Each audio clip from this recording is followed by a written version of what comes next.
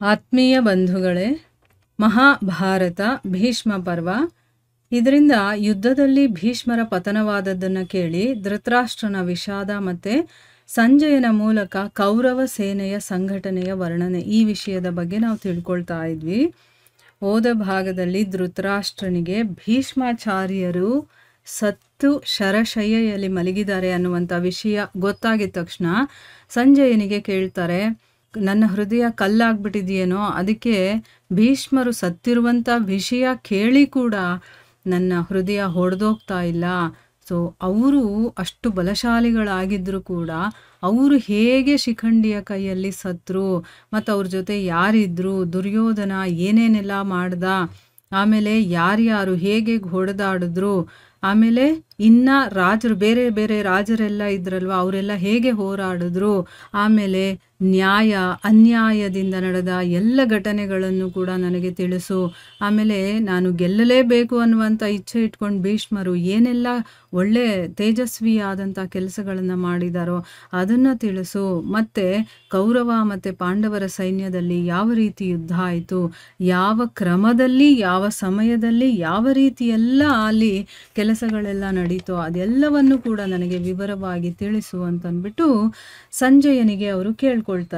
ಆಗ ಸಂಜಯ ಹೇಳ್ತಾನೆ, ಮಹಾರಾಜ, ನಿಮ್ಮ ಈ ಪ್ರಶ್ನೆ ನಿಮಗೆ ಯೋಗ್ಯವಾಗೇ ಇದೆ, ಆದರೆ ನೀವು ಈ ಎಲ್ಲ ದೋಷವನ್ನು ದುರ್ಯೋಧನನ ಹಣೆಗೆ ಕಟ್ಟಬೇಡಿ. ನೋಡಿ, ಇಲ್ಲಿ ಸಂಜಯನಿಗೆ ಗೊತ್ತು ಧೃತರಾಷ್ಟ್ರನೇ ತಪ್ಪು ಮಾಡಿರೋದು, ಯಾಕಂದರೆ ಮಗನಿಗೆ ಚಿಕ್ಕದ್ರಿಂದ ಅವನಿಗೆ ತಿದ್ದಿ ಅವನು ಸರಿಯಾದ ಬುದ್ಧಿ ಕಲಿಸ್ಬೇಕಾಗಿತ್ತು. ಆದರೆ ಅವನೇನೇನು ಹೇಳ್ತಾನೋ ಅದಕ್ಕೆಲ್ಲ ಕುಮ್ಮಕ್ಕು ಕೊಟ್ಟು ಅವನನ್ನು ಬೆಳೆಸಿರ್ತಾರಲ್ವ, ಅದಕ್ಕೆ ಈಗ ಆ ಎಲ್ಲ ದೋಷವನ್ನು ದುರ್ಯೋಧನನ ಮೇಲೆ ಹಾಕ್ತಾ ಇದ್ದಾನೆ.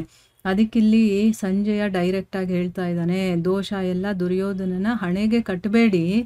ಯಾವ ಮನುಷ್ಯ ತನ್ನ ದುಷ್ಕರ್ಮಗಳ ಕಾರಣ ಅಶುಭ ಫಲವನ್ನು ಭೋಗಿಸ್ತಾನೋ ಅವನು ಆ ಪಾಪದ ಭಾರವನ್ನು ಬೇರೆಯವರ ಮೇಲೆ ಹಾಕಬಾರ್ದು.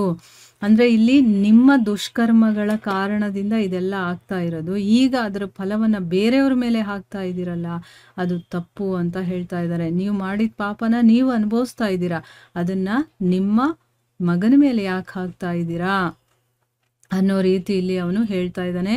ಬುದ್ಧಿವಂತರಾದಂತಹ ಪಾಂಡವರು ತಮಗೆ ಮಾಡಿದಂತಹ ಕಪಟತೆ ಆಗಿರ್ಬೋದು ಮತ್ತು ಅವಮಾನ ಎಲ್ಲ ಅವ್ರಿಗೆ ಚೆನ್ನಾಗಿ ಗೊತ್ತಿದೆ.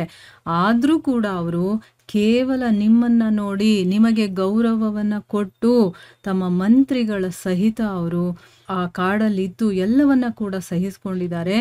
ಈಗ ಯಾರ ಕೃಪೆಯಿಂದ ನನಗೆ ಭೂತ ಭವಿಷ್ಯ ವರ್ತಮಾನದ ಜ್ಞಾನ ಮತ್ತು ಆಕಾಶದಲ್ಲಿ ವಿಚರಣೆ ಮಾಡುವಂಥದ್ದು ಮತ್ತು ದಿವ್ಯ ದೃಷ್ಟಿ ಇದೆಲ್ಲ ಸಿಕ್ಕಿದೆಯೋ ಆ ಪರಾಶರ ನಂದನರಾದಂತಹ ಭಗವಂತ ವ್ಯಾಸರಿಗೆ ಪ್ರಣಾಮವನ್ನು ಮಾಡಿ ನಾನು ಭರತ ವಂಶೀಯರ ರೋಮಾಂಚಕಾರಿ ಮತ್ತು ಅದ್ಭುತ ಸಂಗ್ರಾಮವನ್ನು ವಿಸ್ತಾರವಾಗಿ ವಿವರಣೆ ಮಾಡ್ತೀನಿ ಕೇಳಿ ಅಂತಂದ್ಬಿಟ್ಟು ಅವನು ಹೇಳ್ತಾನೆ. ನೋಡಿ, ಇವಾಗ ಸಂಜಯ ಧೃತರಾಷ್ಟ್ರನಿಗೆ ಆ ಒಂದು ಯುದ್ಧದಲ್ಲಿ ಏನೇನೆಲ್ಲ ಆಯಿತು, ಆ ಒಂದು ಯುದ್ಧ ಭೂಮಿಯಲ್ಲಿ ನಡೆದ ಘಟನೆಯನ್ನು ವಿವರಣೆ ಮಾಡ್ತಾನೆ. ಈಗ ಅವನ ಮೂಲಕ ನಾವು ಕೂಡ ಮಹಾಭಾರತದ ಯುದ್ಧದಲ್ಲಿ ಏನೇನೆಲ್ಲ ಆಯಿತು ಅನ್ನೋದನ್ನು ತಿಳ್ಕೊಳ್ಳೋಣ. ಮೊದಲಿಗೆ ಎರಡೂ ಕಡೆಯ ಸೈನ್ಯಗಳು ತಯಾರಾಗಿ ವ್ಯೂಹದ ಆಕಾರದಲ್ಲಿ ನಿಂತ್ಕೊಂಡಿತ್ತು. ಆಗ ದುರ್ಯೋಧನ ಏನು ಮಾಡ್ದ, ದುಶ್ಯಾಸನನಿಗೆ ಹೇಳ್ತಾನೆ, ದುಶ್ಯಾಸನ, ಭೀಷ್ಮರ ರಕ್ಷಣೆಗೋಸ್ಕರ ಯಾವ ರಥವನ್ನು ನಿಯೋಜಿಸಿದೀವೋ ಅದನ್ನು ನೀನು ಸರಿಯಾಗಿ ಅಣಿಗೊಳಿಸು, ಅದನ್ನು ರೆಡಿ ಮಾಡು, ಕ್ಲೀನಾಗಿ ನೋಡ್ಕೋ ಅದನ್ನೆಲ್ಲ. ಈ ಯುದ್ಧದಲ್ಲಿ ಭೀಷ್ಮರ ರಕ್ಷಣೆಗಿಂತ ನಮಗೆ ಬೇರೆ ಯಾವ ಕೆಲಸನೂ ಇಲ್ಲ, ಅವರ ರಕ್ಷಣೆನೇ ನಮಗೆ ತುಂಬ ಇಂಪಾರ್ಟೆಂಟು. ಅದಕ್ಕೋಸ್ಕರ ಅವರ ರಕ್ಷಣೆಯ ಮಾಡುವಂಥ ಜವಾಬ್ದಾರಿ ನಮ್ಮೆಲ್ಲರ ಮೇಲೂ ಇದೆ. ಅದಕ್ಕೆ ಅವರ ರಥವನ್ನು ಅವರ ರಥವನ್ನು ಅಣಿಗೊಳಿಸು. ಶುದ್ಧ ಹೃದಯ ಇರುವಂತಹ ಪಿತಾಮಹರು ಮೊದಲೇ ಹೇಳಿಬಿಟ್ಟಿದ್ದಾರೆ ಏನು ಅಂತ, ಶಿಖಂಡಿಯನ್ನು ಕೊಲ್ಲೋದಿಲ್ಲ ಅಂತಂದ್ಬಿಟ್ಟು. ಯಾಕೆ ಅಂತಂದರೆ ಅವನು ಮೊದಲು ಸ್ತ್ರೀ ರೂಪದಲ್ಲಿ ಹುಟ್ಟಿದ್ದ. ಅದಕ್ಕೋಸ್ಕರ ನನ್ನ ವಿಚಾರ ಏನಪ್ಪ ಅಂತಂದರೆ, ಶಿಖಂಡಿಯ ಕೈಯಿಂದ ಭೀಷ್ಮರನ್ನು ಕಾಪಾಡುವಂತಹ ವಿಶೇಷ ಪ್ರಯತ್ನ ನಾವು ಮಾಡಬೇಕು. ನನ್ನ ಎಲ್ಲ ಸೈನಿಕರು ಶಿಖಂಡಿಯನ್ನು ವಧಿಸೋದಕ್ಕೋಸ್ಕರ ತಯಾರಾಗಿರಿ. ಆ ಶಿಖಂಡಿ ಇದ್ರೆ ತಾನೇ ಭೀಷ್ಮರಿಗೆ ತೊಂದರೆ ಇರೋದು. ಭೀಷ್ಮರಿಗೆ ತೊಂದರೆ ಆದರೆ ನಮಗೂ ತೊಂದರೆ ಆಗುತ್ತೆ. ಅದಕ್ಕೆ ನಮ್ಮ ಒಂದು ಗುರಿ ಏನಪ್ಪ ಅಂತಂದರೆ ಭೀಷ್ಮರ ರಕ್ಷಣೆ ಮಾಡುವಂಥದ್ದು ಮತ್ತು ಶಿಖಂಡಿಯನ್ನು ಕೊಲ್ಲುವಂಥದ್ದು. ಆ ಕೆಲಸವನ್ನು ನಾವು ಮಾಡಬೇಕು. ಅದಕ್ಕೆ ತಯಾರಾಗಿರಿ ಎಲ್ಲರೂ. ಪೂರ್ವ, ಪಶ್ಚಿಮ, ಉತ್ತರ ಮತ್ತು ದಕ್ಷಿಣದ ವೀರರು ಯಾರೆಲ್ಲ ಎಲ್ಲ ರೀತಿಯ ಅಸ್ತ್ರ ಸಂಚಾಲನೆಯಲ್ಲಿ ಕುಶಲರಾಗಿದ್ದಾರೋ, ಯಾರು ಅದರಲ್ಲಿ ಎಕ್ಸ್ಪರ್ಟ್ ಆಗಿದ್ದಾರೋ ಅವರು ಪಿತಾಮಹರ ರಕ್ಷಣೆಯಲ್ಲಿ ಇರಬೇಕು. ಅಂದರೆ ತುಂಬ ಸ್ಟ್ರಾಂಗ್ ಆಗಿರ್ತಾರಲ್ಲ ಅಂಥವರು ಪಿತಾಮಹರ ರಕ್ಷಣೆಯಲ್ಲಿರಬೇಕು. ನೋಡಿ, ಅರ್ಜುನನ ರಥದ ಎಡಗಡೆ ಚಕ್ರದ ರಕ್ಷಣೆಯನ್ನು ಯುಧಾಮನ್ಯು ಮಾಡ್ತಾ ಇದ್ದಾನೆ, ಮತ್ತು ಬಲಗಡೆಯ ಚಕ್ರವನ್ನು ಉತ್ತಮೌಜ ಮಾಡ್ತಾ ಇದ್ದಾನೆ. ಅರ್ಜುನನಿಗೆ 2 ರಕ್ಷಕರು ಸಿಕ್ಕಿದ್ದಾರೆ. ಮತ್ತು ಅರ್ಜುನ ಸ್ವತಃ ಶಿಖಂಡಿಯ ರಕ್ಷಣೆಯನ್ನು ಮಾಡ್ತಾ ಇದ್ದಾನೆ. ಅಂದರೆ ಅರ್ಜುನನ ರಕ್ಷಣೆಯನ್ನು ಮಾಡೋಕ್ಕೆ, ಅಂದರೆ ಅವನ ರಥಕ್ಕೆ ಏನೂ ಆಗಬಾರ್ದು ಆ ರೀತಿ ನೋಡ್ಕೊಳ್ಳೋ ರೀತಿ 2 ರಕ್ಷಕರಿದ್ದಾರೆ.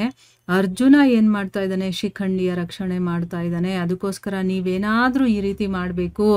ಏನು ಮಾಡಬೇಕು? ಅದರಿಂದ ಏನಾಗಬೇಕು ಅಂತಂದರೆ ಅರ್ಜುನನ ಮೂಲಕ ಸುರಕ್ಷಿತನಾದಂತಹ ಮತ್ತು ಭೀಷ್ಮರಿಂದ ಉಪೇಕ್ಷಿತನಾದಂತಹ ಶಿಖಂಡಿ ಇದ್ದಾನಲ್ಲ, ಅವನು ಪಿತಾಮಹರನ್ನು ವಧಿಸೋದಕ್ಕೆ ಆಗಬಾರ್ದು. ಆ ರೀತಿ ನೀವೇನಾದರೂ ಮಾಡಿ ಅಂತಂದ್ಬಿಟ್ಟು ಇಲ್ಲಿ ಹೇಳ್ತಾ ಇದ್ದಾನೆ ದುಶ್ಯಾಸನನಿಗೆ. ಯಾವ ರೀತಿ ಐಡಿಯಾ ಮಾಡ್ತಿರೋ ಗೊತ್ತಿಲ್ಲ. ಅರ್ಜುನ ಶಿಖಂಡಿಯಿಂದ ದೂರ ಆಗಬೇಕು, ಶಿಖಂಡಿಯನ್ನು ನಾವು ವಧಿಸ್ಬೇಕು, ಅವನು ಭೀಷ್ಮರನ್ನು ವಧಿಸದೇ ಇರೋ ಹಾಗೆ ಆಗಬೇಕು. ಇಷ್ಟು ಕೆಲಸವನ್ನು ಮಾಡೋ ರೀತಿ ಏನಾದರೂ ಮಾಡಬೇಕು ಅಂತಂದ್ಬಿಟ್ಟು ಇಲ್ಲಿ ದುಶ್ಯಾಸನನಿಗೆ ಹೇಳ್ತಾ ಇದ್ದಾನೆ. ಇಲ್ಲಿಗೆ ನಾವು ನಿಲ್ಲಿಸೋಣ. ಹರೇ ಕೃಷ್ಣ.